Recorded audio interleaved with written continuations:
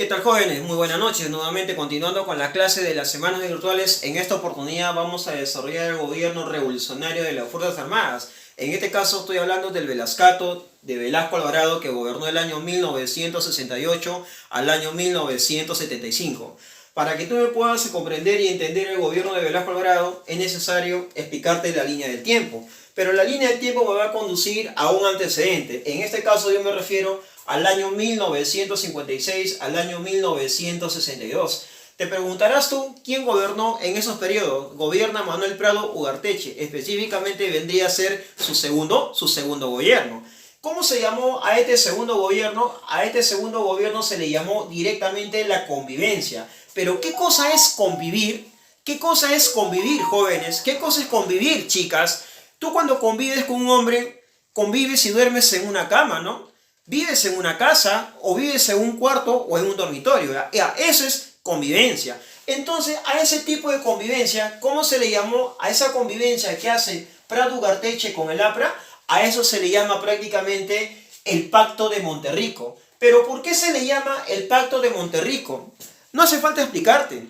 Vale decir, Monterrico es un distrito. Es un distrito de la burguesía, un distrito highlight, ¿no? Pero ¿por qué un distrito highlight? Porque básicamente pregúntate quién era Manuel Prado Ugarteche. Manuel Prado Ugarteche era un hombre de negocio, era dueño del Banco Popular, su padre Mariano Ignacio Prado, un hombre que hizo fortuna a comprarle embarcaciones de navegación de río a la Marina norteamericana, ¿no? Pero mira, ve, cuando el APRA hace el Pacto de Monterrico, llamado la convivencia, quiere decir que era uno de los momentos propicios para que el APRA se legalice. A ver, profesor, explíquese por favor. ¿Cómo el APRA va a establecer una convivencia llamándose el Pacto de Monterrico? Pregúntate en primer lugar, ¿durante qué gobierno surge el partido aprista? El partido aprista surge en la época del onceño de Leguía. ¿Cómo? No era, profesor, que el APRA cuando surge durante el onceño de Leguía, el APRA surge en el año 1924 en México, 1929 en el Perú. ¿No era, profesor, que el APRA era un partido radical? ¿No era que el APRA era un partido antiimperialista? ¿No era que el APRA buscaba reformas radicales, cambios políticos, económicos, sociales, sectoriales y culturales? Entonces, ¿cómo llamamos a esta relación que haya hecho ese Pacto de Monterrico con Manuel Prado Ugarteche, perteneciente a la oligarquía? Entonces, este Pacto de Monterrico, ¿qué le conllevó al APRA? Le conllevó decirle a Prado Ugarteche, "I love you, mi amor, te quiero". Pero ese "I love you, amor, te quiero", se va a partir en dos. ¿Por qué? Porque a partir de ese pacto, la convivencia, conocido como el Pacto de Monterrico, va a surgir lo que es por un lado el APRA y por el otro lado el APRA rebelde. Y de ese APRA rebelde, ¿quién surge? Surge el movimiento de izquierda revolucionaria. ¿Y tú sabes quién lo va a liderar el movimiento de izquierda revolucionaria? Un aristócrata. Y mira el nombre, de la Puente Uceda. Manuel de la Puente Uceda. De este movimiento de izquierda revolucionaria, ¿quién crees que surge? Surge el MRTA, el Movimiento Revolucionario Túpac Amaru. ¿Liderado por quién? Por Víctor Polay Campos, cuyo padre fue militante del partido aprista durante la época del alanismo, ¿no? Entonces, pero ten en cuenta que el APRA en este periodo llega a tener dos romances. Un romance que ya lo había tenido anteriormente con Odría, y un segundo romance o un segundo matrimonio que viene a ser en el gobierno de Manuel Prado Ugarteche. Profesor, si Ugarteche gobernó del año 1956 al año 1962, ¿qué es lo que estaba pasando en el mundo? En el mundo asume el poder político en Rusia Nikita Khrushchev. Las pugnas ideológicas, la deslenización, la rivalidad entre Rusia y los Estados Unidos.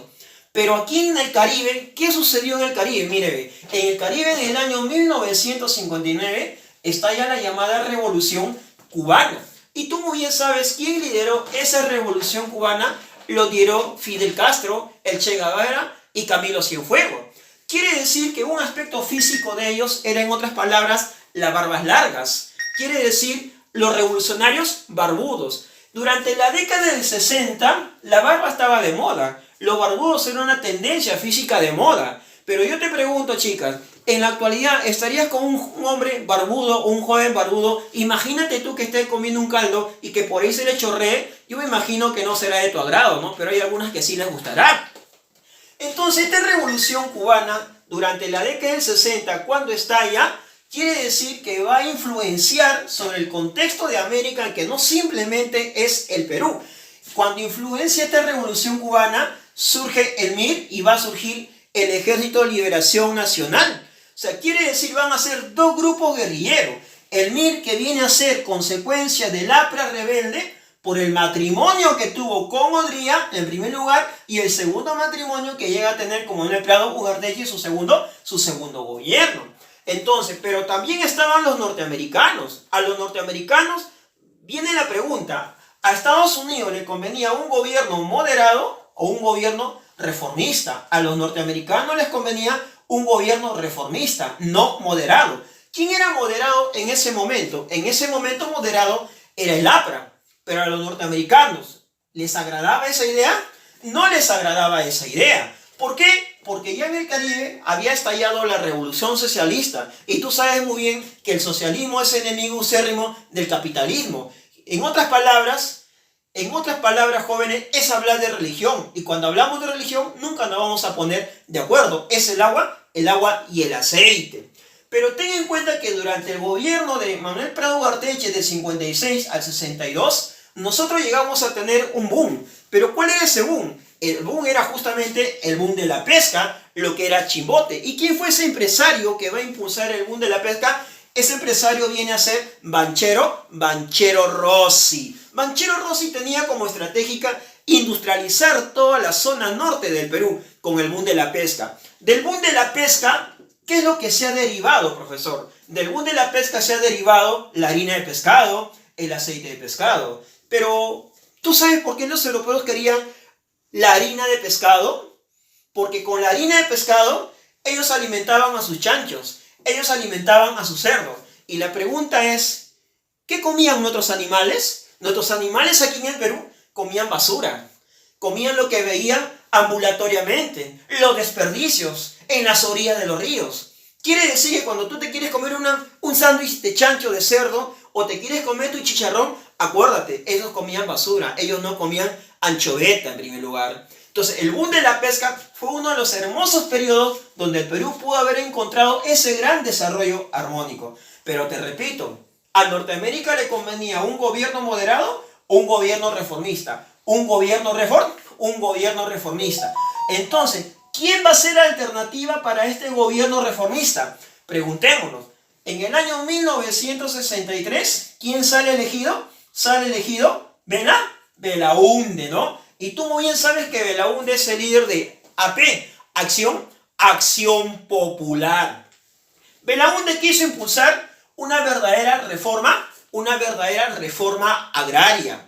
Pero la pregunta es, ¿lo quiso hacer de una manera formal o de una manera informal? Belaúnde lo quiso aplicar de una manera formal. ¿Pero por qué no pudo aplicarlo de una manera formal? Porque en el Parlamento, en el Poder Legislativo, Belaúnde no llegó a tener mayoría parlamentaria. Por lo tanto, Belaúnde, ¿qué encontró? Encontró básicamente una oposición. ¿Y la oposición quién lo lideraba, profesor, en el Congreso? O vale decir, en el Poder Legislativo, mira, tenemos el APRA y el Partido 1, Unidad Nacional Odeísta. Entonces, como Belaúnde no pudo aplicar las llamadas reformas agrarias, y había un descontento social, porque Belaúnde también favoreció a las grandes empresas transnacionales.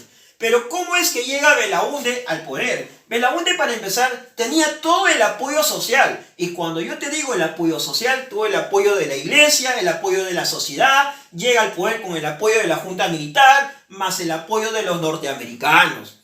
Como Belaúnde no pudo aplicar básicamente una reforma legal, y tomando en cuenta que el APRA para el año 1933, en el gobierno de Sánchez Cerro, en la Constitución, Sánchez Cerro lo declara al APRA como un partido internacional, un partido ilegal que no puede competir en las elecciones nacionales. Entonces, ¿dónde se legaliza el APRA? El APRA se legaliza cuando firma el Pacto de Monterrico en el segundo gobierno de Manuel Prado Ugarteche.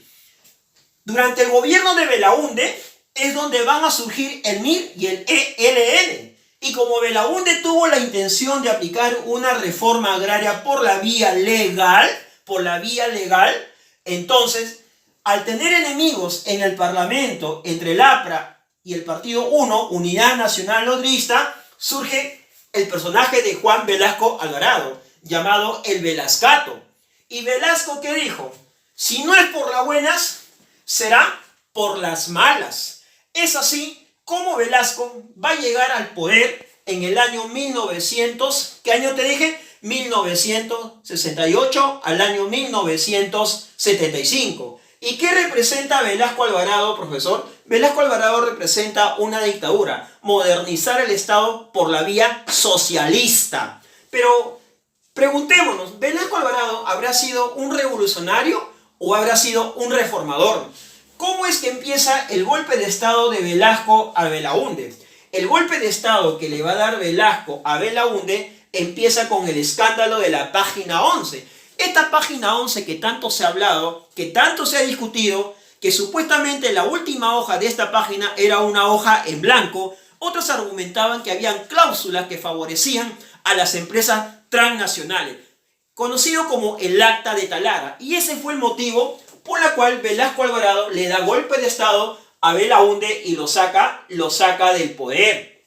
Ahora, desde el punto de vista económico, lo que va a hacer Velasco va a expropiar a ¿quién? A la International Petroleum Company. Pero pregúntate tú, Velasco expropia a empresas viejas. ¿Por qué? Porque la IPC era una empresa que tenía 80 años de existencia. ¿Y por qué Velasco no expulsó a la Souder? La Souder surge en el gobierno de Manuel Apolinario Odría, que la Souder tenía apenas 15 años. Entonces quiere decir, ¿fue verdaderamente un gobierno revolucionario Velasco o fue un gobierno reformista? Y cuando yo te digo de expropiar, ¿tú qué crees? ¿Que la burguesía norteamericana se dejó quitar las empresas, las inversiones capitales?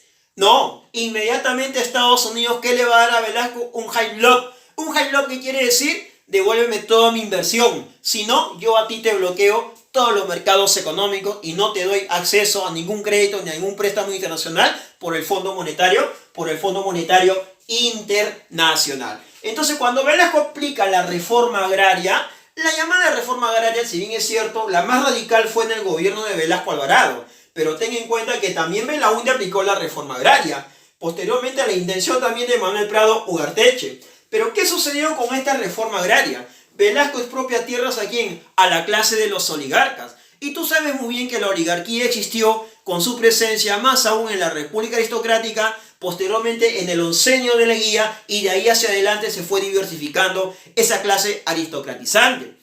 Pero después de que Velasco le quitó las tierras a la oligarquía y cuando Velasco ya no estaba en el poder, la oligarquía demanda al Estado y el Estado le tiene que pagar directamente el costo real de esas tierras, de esas haciendas, de esos latifundios.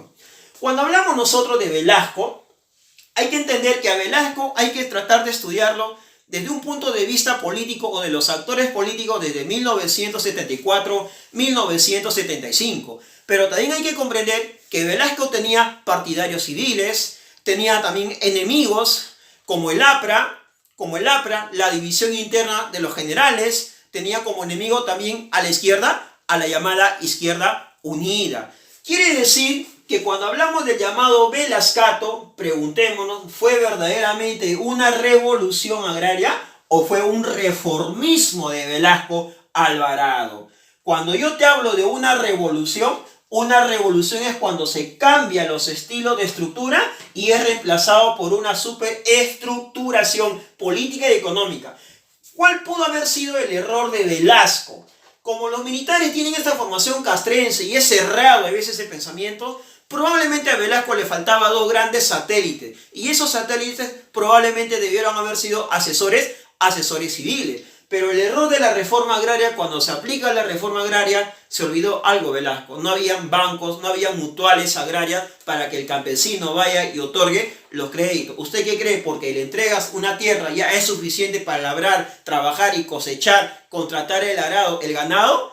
No, tú sabes muy bien que todo ese capital físico se moviliza ¿con qué? Con el capital llamado dinero. Ahí estaba uno de los grandes errores del gobierno de Velascato o de Velasco Alvarado. Bien, estimados alumnos, espero que te haya gustado la clase el día de hoy sobre el gobierno revolucionario de las Fuerzas Armadas. Nos estamos viendo la siguiente semana por este mismo canal, un comercial, y regreso hasta la siguiente semana. Quédate en casa.